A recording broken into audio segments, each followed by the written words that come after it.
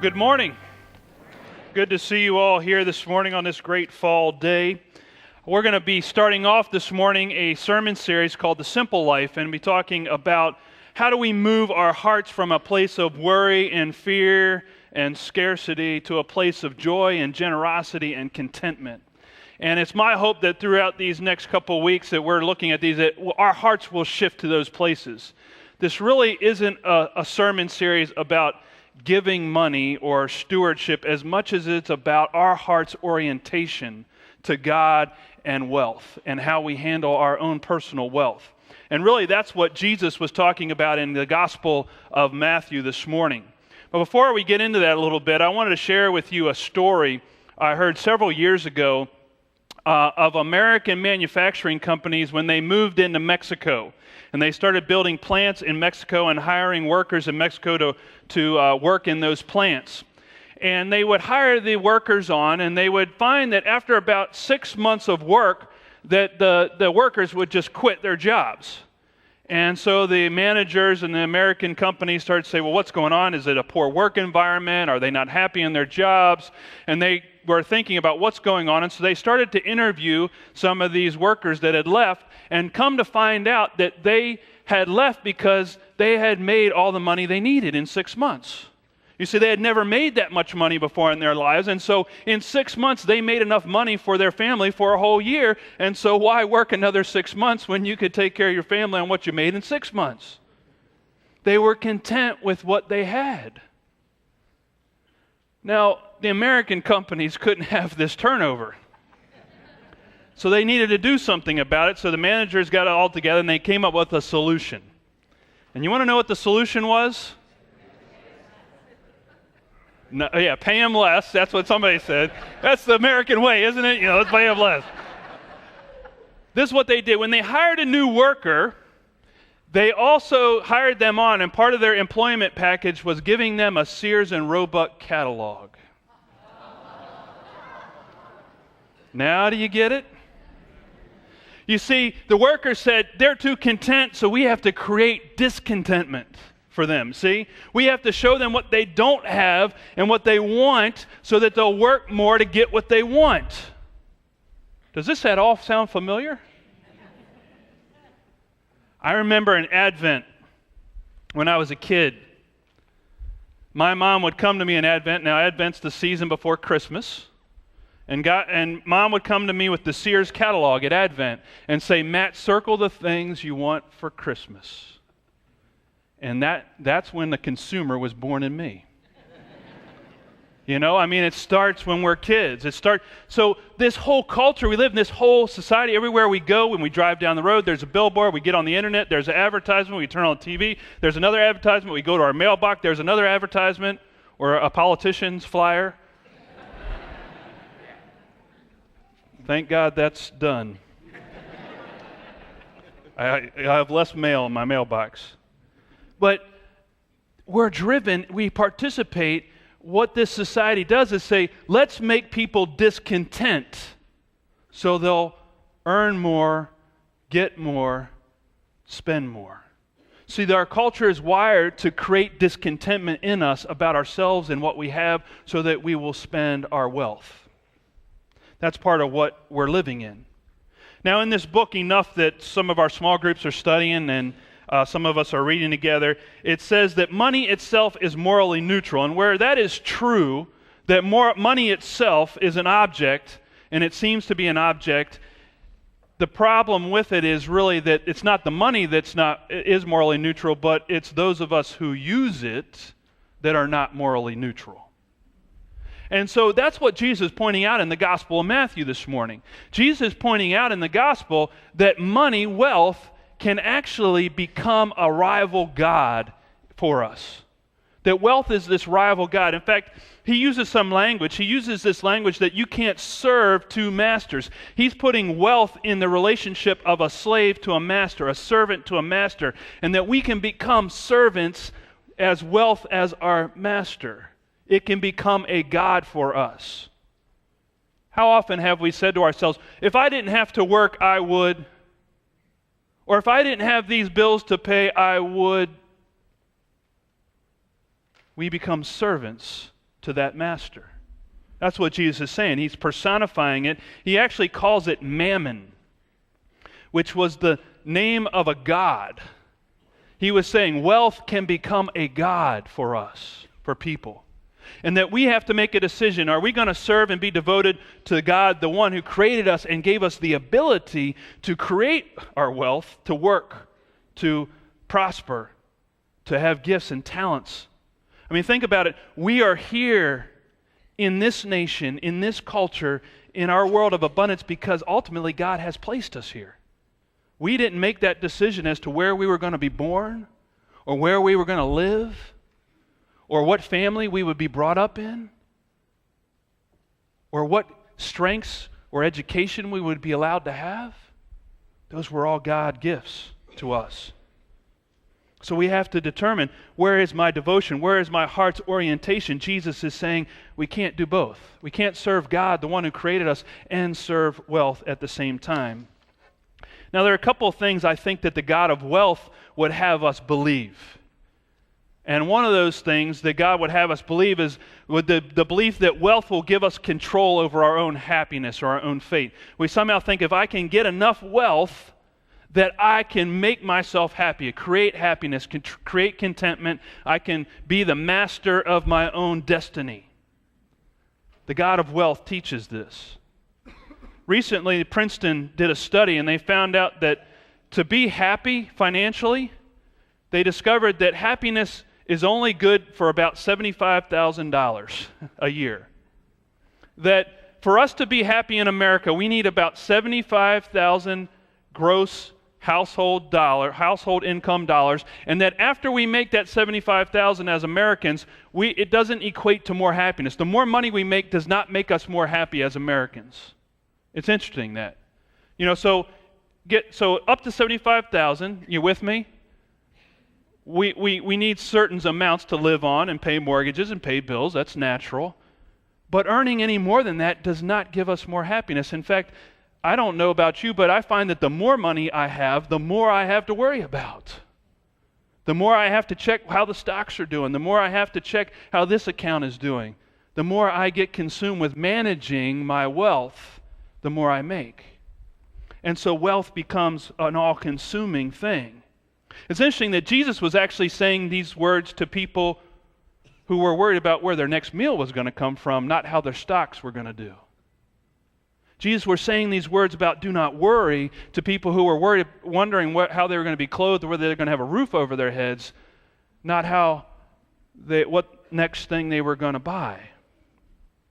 Johns Hopkins magazine also came out. Someone sent me a copy of that article and came out, and they studied the Peruvians. The Peruvians in the 1990s went through an economic upturn, and they found that there were all these people living in poverty, and because of the economic upturn and the growth in the 90s, they began to move into the middle class. These people living in poverty began to move into the middle class, and as a result of that, they started to interview them after this upward mobility happened, and they said, Are you more happy now than you were before? And they said that they were less happy making more money than when they were in poverty. Over half of them said that. This also was proved true in Russia during their economic growth and also in Japan during their economic growth. Do you know that the Japanese actually have a word in Japanese that means death by work? People have literally died from working too hard in Japan.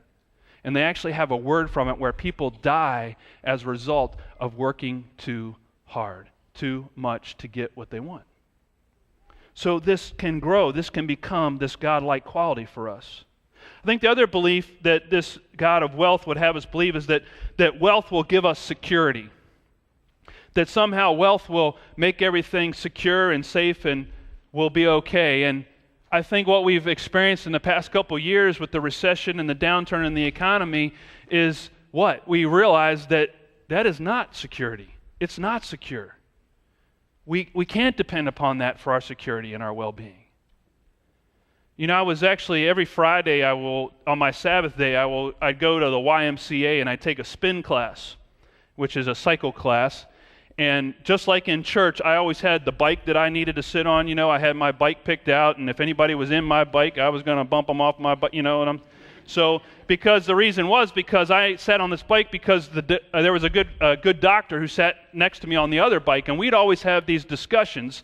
There'd be this person, this instructor, yelling and screaming at us to pick up the pace, and we'd be having this discussion in the back corner on our bikes. And the good doctor was a retired doctor, and I was the pastor, and he'd always have these great questions for me. He didn't go to church anywhere. He didn't grow up in the church, and so we were having these great discussions about politics or about other topics. And of course, this particular week was the week that the stock market went down. We were talking about the next Great Depression in America. And sure enough, my retired doctor friend came and he sat on the bike and he began to explain to me all these things that were happening and how his stocks were going down and what was going to happen to his retirement fund, and he was worried and he was concerned. He was saying this was the next Great Depression, that things were going to get worse and worse and worse over the next couple years, and we weren't going to be able to make it. And he was just so worried, and he was fearful, and he was consumed with this. And after he had kind of let it all out, he finally turned to me and said, "So what do you think?" I love it when they ask that. Sometimes I do, sometimes I don't. But I'll never forget the look on his face when I looked at him and I smiled and I said, "I think this is a good thing. I think this is a good thing." Because we have been in a mode for so long of overspending, overextending, trying to get everything, and this will remind us, this is putting our whole system back in check. This is saying we don't have to have it all. We can learn to live on less. We can put more money into savings. That we can slow down in all the spending. We had gotten out of balance, and this was a correction to bringing us back into balance. And to also discover where real security comes from. And not from wealth, but from God. Which is Jesus' message to us from 2,000 years ago. So how do we stop worshiping this God of wealth and start worshiping the God who created us? How do we shift from having our devotion and allegiance from getting more to our devotion and allegiance to following God? How do we do that? Well, one answer, simple answer, is simplicity. To move towards simplicity in our lives. To move from the Kardashians, and I'm going to date myself, to the Waltons. Or maybe someone said on the way out, the Camdens from Seventh Heaven. You remember that show? Somebody said they all had to fight over one phone. Now everybody's got a phone. So how do we move from that place of we got to have it all to what do we really need? Simplicity. Moves us away from that God of wealth. Well, one example I'll give you is I just recently my wife and I went out shopping for a washer and dryer. Now, it's been a long time since I've had to do this.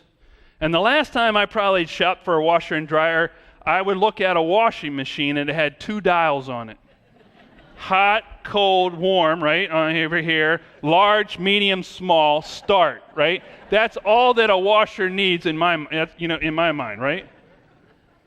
And so we go out shopping, and there we walk into a store that is the size of this room with appliances filled in all the aisles, and we begin to look at the washer and dryers. And do you know how many washer and dryers are out there now?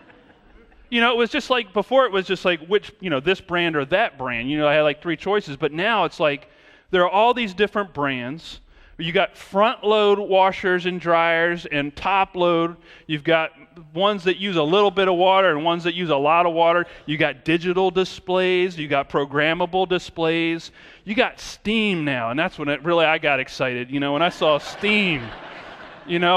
But then I learned that if I got the steam one, then I had to clean it out every month because it started to make your clothes smell. But then, that they already had a solution for that. You go buy these tablets, and you put the tablets in there, and you wash them around. So anyway, the salesman's got me for an hour, talking to me all this stuff. And you know what's going on inside of me? I'm sitting there going, yeah, I got to have that. I need the steam because I don't like to iron. And the programmable thing, that's really cool. I like that. And all these settings and economical settings, lower your bills, all this stuff. I thought this is great technology. And I was ready to buy one of those high-end ones and and I'm sitting there thinking, we could swing that. Yeah, what's a few $100 more? It's another $500. But we practice something. We've always practiced. And that is the art of walking away. Part of simplicity is walking away. Because they want my money. That's what it comes down to, doesn't it? I know someone's out to get it. And so, but I've learned the art of walking away and thinking things through rather than just acting on impulse. Part of simplicity is letting go of the impulses, walking away and waiting and thinking about it and saying, do I really need this? Or is it what I want? And sure enough, 2 weeks later, we went back and bought the normal, everyday washer and dryer. Because I realized in a couple weeks, and as I thought about, I don't really need all that stuff. I'm pretty simple. I just need hot, cold, warm, large, medium, small. And you know how much more complicated my life would have been had I had to read the manual to program the... So I'm all for simplicity. So 2 things I learned there. One is to buy quality rather than top of the line. We don't need top of the line all the time. Quality is good. And to walk away from major purchases. The other thing I think is to help us simplify is to avoid the hype. Have you noticed in our culture everything is hyped up? The latest Harry Potter book, you got to get there at midnight to get it. The latest movie coming out, it's hyped up. We've got to be there for the first showing. The new iPhone is coming out with Verizon in January. That's a rumor. But everybody's lining up to get that. It's the hype. We often buy into the hype. And so we run out and we pay retail for that book or that phone or whatever it is because we want it right away. We want to get in on the hype. So another part of simplifying is avoiding the hype so that God frees up our resources for other things. And then the other thing is, I think give away stuff. I find one of the greatest things for my need to get things is to give away things. If there is something in our homes, the rule of thumb is if there's something in our homes that we haven't used for a year that we're just dusting off, maybe we're not going to use it at all. And maybe there's somebody else in the world that could use it. To let it go. To let it go out the door and let it be used by someone who might actually use it or sell it and use those proceeds to help somebody else. To give our stuff away rather than just dust it all the time. To let go of those things. And when we do that, we find simplicity. We find some freedom. We find some decluttering of our souls that happens. And I think that's what God wants. The other thing that Adam Hamilton said in his book Enough, he says, the more money we make, the more money we waste. I don't know if you've discovered that, but I find that to be true. The more money I make, the more I feel like I can spend more. And so I don't think about my purchases as much. I don't think through what I'm doing. It becomes more disposable to me. The more money I make, the more I seem to waste. And simplicity calls us back to really think about how we use our wealth. And is it honoring God? And is our heart's devotion to God? And how we handle it? Because ultimately, God's the one that has given it to us. Or given us the ability to make it. So, I'm going to give you a gift today. I'm going to give you something on your way out this morning. I'm going to ask the ushers to hand it out as you leave this morning. But I want to give you a key card. And I've been carrying this on my keychain with my Maryland Terrapin lanyard. And the key card is entitled Contentment. And on the back of that key card is this prayer. I think we'll have it up on the screens. The prayer says this: Lord, help me to be grateful for what I have, to remember that I don't need most of what I want, and that joy is found in simplicity and generosity. And I want to give that as a gift to you this morning on your way out. Now, what I want to ask you to do is take it. If you've already got the book and you're in a study, you actually have 3 of these in the back of your book for all your keychains. But if you would take one, so everybody gets one this morning on your way out if you don't have one, and put it on your keychain, and along with, the Giant card and the Safeway and the Best Buy, whatever those cards, put this one on top of those so that you'll see this one first wherever you go and as you go through life, because we are participants in this consumer culture and we need all the help we can get. Amen? Amen.